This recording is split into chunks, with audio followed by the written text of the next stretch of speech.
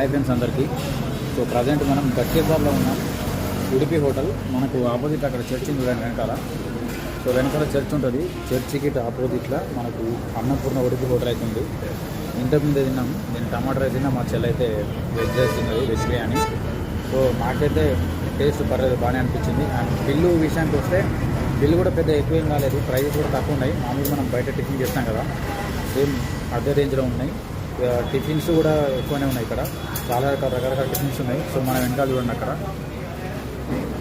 So ఇందులో మనకు juices ఉన్నాయి, టిఫిన్స్ ఉన్నాయి, ఇంకా చాట్ బండార్ ఉన్నది.